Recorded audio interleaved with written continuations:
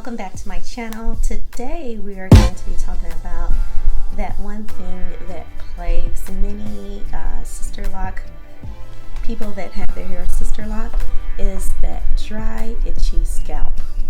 So I typically sometimes have dry, itchy scalp every now and then, but when I got my Sisterlocks, it went into overdrive. I mean, like, I would turn my head and flakes would fall. My lashes would sometimes have my clothes. I wear a uniform to work, so sometimes my scrubs would have flakes on them, and I just wasn't used to that. So talked to my consultant, and she was like, yeah, people do go through that sometimes, and as we know, in looking at all the YouTube videos, it is true. We have dry, flaky scalp. I guess the scalp kind of like goes through a metamorphosis or something. I don't know what it is about Sisterlocks. Your scalp becomes dry. One, your scalp becomes dry, and two, like gray hair start popping out of nowhere. I told my Sisterlock consultant, I was like, I don't know what kind of voodoo you guys do when you put Sisterlocks into people's hair, but like I had grays that started just popping out all around my perimeter. But anyway, we're not here to talk about the gray hair because I'm old. We're here to talk about the dry, itchy scalp. So when I talked to her, she was, I was really scared about putting oils in my hair or in my scalp because I didn't want my hair to slip. And I paid a pretty penny. As you know, most of you know, Sisterlocks can be very expensive, and maintenance is, it's expensive as well. But anyways, she was like, well, try shampooing it every other week. But I was scared to do that because, again, slippage. And so I did use the Sisterlock locking shampoo, which I did not like. And I went to using some regular shampoo. I think I had like some tea tree oil shampoo by Organics. So I used that. That didn't help. I started using some old oil that I had. This is some old oil that I had for my scalp when I was a natural. That didn't seem to help. So I got to watching more videos and watching to see what people said helped their hair. So I also used my, reach over here and get it, my rose water. So I would use that whenever it itched, and I would pat and try not to scratch, and it helped a little bit. But the thing about using the rose water or water period in your scalp is that it can cause the natural yeast on our skin to grow, and if that happens, we develop a condition called seborrheic dermatitis. Seborrheic dermatitis is a condition that some people get where they have like what you would think is like excessive dandruff, but it's like dandruff to the 10th power. Like it spreads down into your forehead, your eyebrows, behind your ears. You develop a really itchy rash. I know this because I was a dermatology nurse practitioner for a few years. And so people would come to me and they would need to have this condition treated. Excuse me. And so I would recommend them different shampoos that were over the counter that would help. So anyway, long or the short, if you use too much water in your scalp, and your scalp is dry and you can't put oils in it to moisturize and all that other stuff, you can have the tendency to develop this condition. And I did not want that because, like I said, you develop like a rash. It can come all down to your eyebrows, around your nose, behind, and it's very troublesome. So there's a reason why they tell you not to shampoo your locks and go to bed with a wet head. That's why.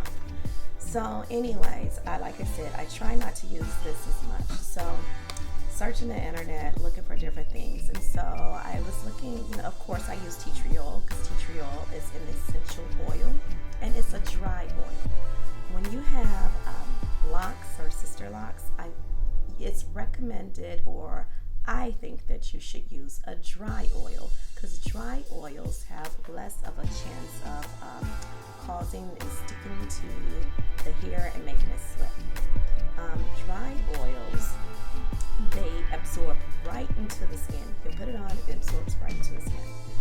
So up until about maybe last month, I've been searching, and so I finally found my own combination about a month and a half ago. Found my own combination of oils that have done wonders for my scalp. Actually, a combination of oils and a good shampoo regimen. So I'm just going to show you like some of the shampoos or the shampoo combination that I use.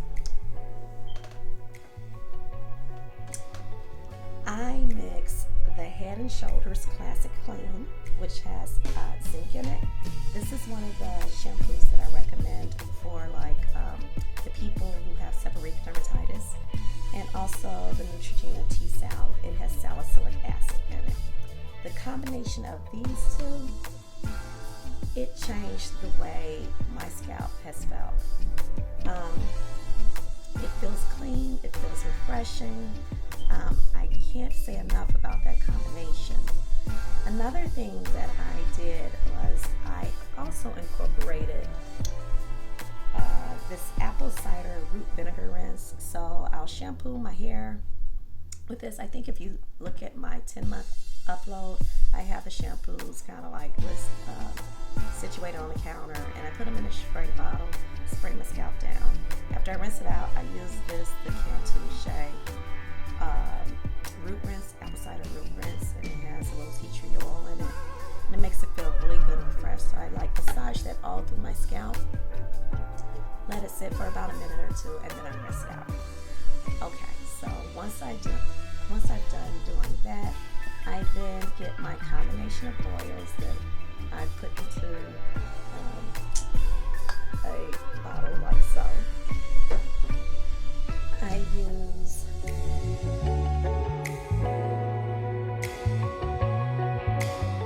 oil. I use those, I put all of those into a bottle. Oh, and I forgot my base oil, because you need a carrier oil for these oils, right? So a good carrier oil is like grapeseed oil, avocado, or jojoba oil. So a carrier oil helps to dilute those oils, because those oils can be really strong, and they can cause like contact dermatitis or irritation of the skin essentially. So I fill my bottle probably about fill my bottle about this full of my carrier oil, which is grapeseed oil, and then I proceed to put all my other essential oils in there. And I just put it through my parts, and then I massage my scalp. And you guys, it feels so much better. When I tell you, I got tired of walking around, like seeing patients like having to dust my lab coat off, or, dust my uniform off, or if I'm doing like virtual visits, making sure that I don't have on anything dark so that people can't see the flakes, because they were like all down here. But anyway, that's just a quick video about what I do for my dry scalp. I will put links to the oils that I bought. I purchased them on Amazon. I will put links to those oils, and you can go and purchase those oils yourself and see if you like them. All right, you guys, you have a great day.